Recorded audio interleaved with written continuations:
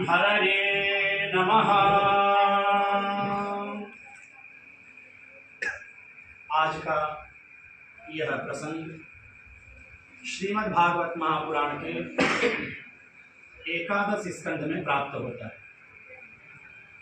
भगवान श्री कृष्ण जब अपने स्वधाम जाने के समय स्थिर चित्त होकर बैठे हैं, उद्धव को यह बात पता चली तो उद्धव दौड़ा दौड़ा भगवान श्री कृष्ण के पास आए और उद्धव कहने लगे, प्रभु मुझे भी आप अपने साथ ले चलिए, क्योंकि जब आप नहीं रहेंगे तो मैं इस धराधाम में रहकर क्या करूंगा। तो भगवान श्री कृष्ण उद्धव को समझाते हुए कहते हैं कि उद्धव, आपके जैसे ज्ञानी और आपके जैसा भक्त मेरे जाने के बाद इस पृथ्वी के लिए बहुत आवश्यकता है। आपको मैं दिव्य ज्ञान का उपदेश करूंगा और उस दिव्य ज्ञान का उपदेश को आप ग्रहण करके प्रचार प्रसार करेंगे। भगवान श्री कृष्ण उद्धव को दिव्य उपदेश दे रहे हैं। बहुत अलग अलग प्रकार का यहाँ पर चर्चाएं प्राप्त होती है, जिसमें ज्ञान की चर्चा है, सांख्य की चर्चा है और भक्ति की चर्चा है, योग की चर्चा है। यहाँ पर उद्धव ने प्रश्न किया है, यमः कतिविधः प्रोक्तो नियमो वारिकर्षण कः शमः को दमः कृष्ण का तितिक्षा धृतिः प्रभो। छोटा छोटा प्रश्न है। यम क्या है, नियम क्या है, शम क्या है, दम क्या है, मूर्ख कौन है, पंडित कौन है, दरिद्र कौन है, दानी कौन है, त्याग किसे कहा जाए, शौर्य किसे कहा जाए, विजय किसे कहा जाए। छोटे छोटे बिल्कुल प्रश्न हैं। भगवान श्री कृष्ण ने इन्हीं का दिव्य उत्तर दिया है। कहते हैं, अहिंसा सत्यमस्तेयम असंगो हरिरसंचयः आस्तिक्यम ब्रह्मचर्यं च मौनम स्थैर्यं क्षमा भयम शौचम जपस्तपो होमः श्रद्धातिथ्यम मदर्शनम तीर्थाटनम परार्थेहा तुष्टिराचार्य सेवनम एते यमाः सनियमा उभयोर द्वादश स्मृताः। ये यम और नियम है। फिर उसके बाद कहते हैं, दंडन्यासः परम दानम, ये परम दान है। और जिह्वोपस्थ जयो धृति, शौर्य क्या है तो कहते हैं स्वभाव विजय, अपने स्वभाव के ऊपर विजय पा लेना ही शौर्य है। क्योंकि स्वभावो दुस्त्यजो नाथ श्रीमद् भागवत में आया है। काली नाग जब भगवान की स्तुति करता है तो कहता है, हे प्रभु स्वभावो दुस्त्यजो नाथ, हे नाथ स्वभाव का त्याग करना बड़ा कठिन है। और सर्प का स्वभाव क्या है, वो फुफकार मारता है, वो विष का त्याग करता है। मैंने आपके ऊपर यही किया है। अनुग्रह निग्रह, आप अनुग्रह करिए या निग्रह करिए, प्रभु आपके ऊपर है, ये तो मेरा स्वभाव। तो कहते हैं स्वभाव विजय शौर्य, अपने स्वभाव के ऊपर विजय पा लेना ही शौर्य है। सत्यंच समदर्शनम, पूछा है सत्य क्या है तो कहते हैं झूठ नहीं बोलना, ये सत्य नहीं।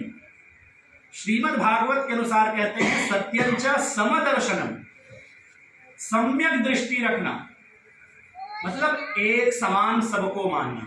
यत्किंच भूतम प्रणमेद अनन्यः, ये वाक्य भी श्रीमद् भागवत में आया। और शुनि चैव श्वपाके च पंडिताः समदर्शिनः, श्रीमद् भगवद गीता में भगवान श्री कृष्ण कहते हैं। तो सत्यंच समदर्शनम, त्यागः संन्यास उच्यते, त्याग की बात। फिर कहते हैं मूर्खो देहाद्यहम बुद्धि पंडितो बंध मोक्षविद। बंधन और मोक्ष क्या है जिसने जान लिया वही पंडित है। बंधन क्या है और मोक्ष क्या है। अब बंधन और मोक्ष का श्रीमद् भागवत हो, श्री रामचरितमानस हो, अन्यथा दूसरा कोई पुराण हो, अलग अलग बताया गया है। सबसे कम शब्दों में यदि बंधन और मोक्ष को समझे तो जहां मैं और मेरापन है वही बंधन है। जहां हमने ये कहा कि मैं विद्वान हूं, मैं ज्ञानी हूं, मैं सबसे बड़ा धनवान हूं, ये मेरा है, मेरा घर है, मेरी पत्नी, मेरे बच्चे, यही बंधन है। और जहां अहम भाव का त्याग है, मेरापन का जहां ठहराव ही नहीं है, वही आप मुक्त हो। मूर्खो देहाद्यहम बुद्धि, मूर्ख कौन है? तो देह में अहम बुद्धि अर्थात अहंकार का भाव रखना। गोकर्णोपाख्यान की कथा हम लोग एक दिन सुने थे, तो गोकर्ण जी ने बताया, देहे स्थिमाम सरुधिरे विमतिम त्यजत्वम, ये देह अस्थिर है, इस पे आप अहंकार न करिए। सुबह का ग्रहण किया हुआ भोजन शाम को पच जाता है, उसी भोजन से यह पुष्ट हमारा शरीर, काये का नाम नित्यता, इस शरीर की कोई नित्यता नहीं है, यह क्षण भंगुर है, ये कब नष्ट हो जाए कोई पता नहीं है। दरिद्रो यस्त्व संतुष्टः, पूछा है दरिद्र कौन है? क्या जिसके पास धन नहीं है वो दरिद्र है? नहीं, यस्तु असंतुष्टः, जिसके पास धन नहीं है वो दरिद्र नहीं कहलाता।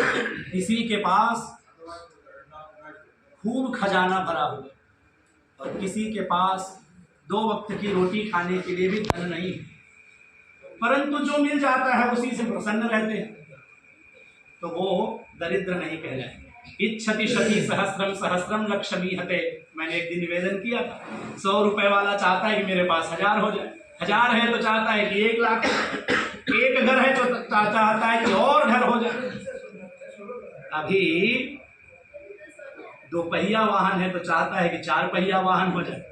यही दरिद्रता है। जहां पर हम संतुष्ट हो जाएं तो दरिद्रता चली जाती है। जब आवे संतोष धन, सब धन धूलि समान, जब हमारे जीवन में संतोष आ जाता है तो फिर सब धूलि के समान लगने लगता है।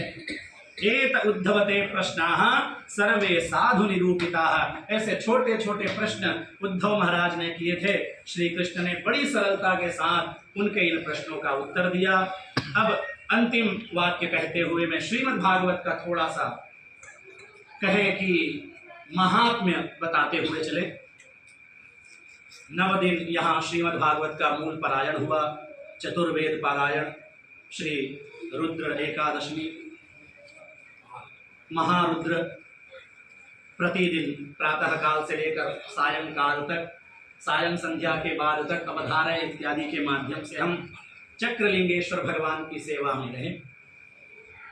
श्रीमद् भागवत महापुराण के लिए कहते हैं, श्रीमद् भागवत महापुराण की कथा, या यूं कहें कि प्रथम स्कंध जब प्रारंभ होता है तो सत्यम परम धीमहि यह वाक्य है, और मध्य में 10वें स्कंध में जब भगवान श्री कृष्ण का प्रादुर्भाव होता है तो सत्यात्मकं त्वां शरणं प्रपन्नाः, ऐसा कहते हुए ब्रह्मदेव इत्यादि सभी देवगण भगवान श्री कृष्ण की सत्य स्वरूप नारायण के रूप में स्तुति करते हैं, और अंत में फिर सत्यम परम धीमहि कह के ही कथा का विश्राम करते हैं।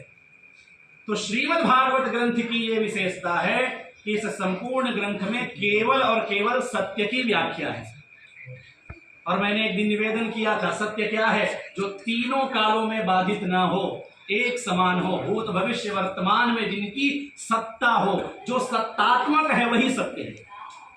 ये संसार सत्य होते हुए भी असत्य है, क्योंकि एक दिन मिट जाता है।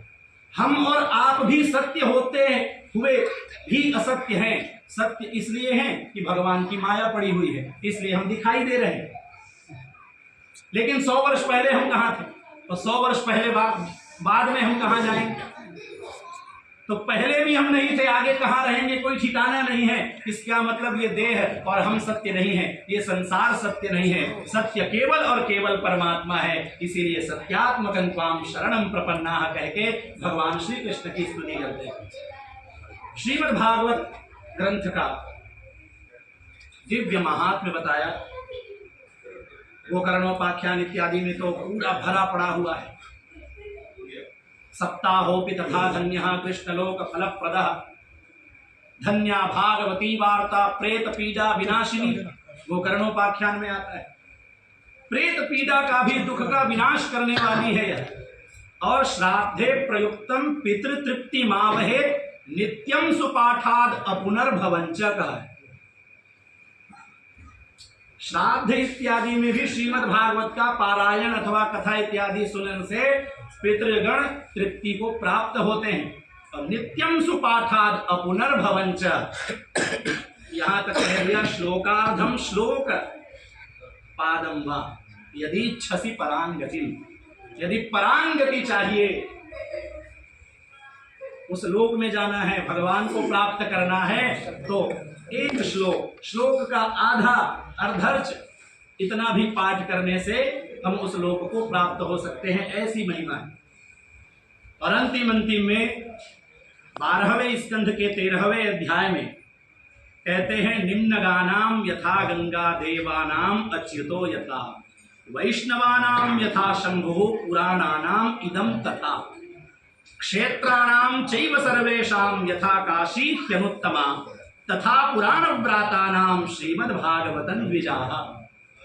कहते हैं जैसे समस्त क्षेत्रों में काशी क्षेत्र सबसे सर्वोत्तम है, श्रेष्ठ है। निम्नगानाम यथा गंगा, नदियों में जैसे गंगा श्रेष्ठ है। देवानाम अच्युतो यथा, देवताओं में भगवान अच्युत जैसे सबसे श्रेष्ठ है। सर्वदेव नमस्कार।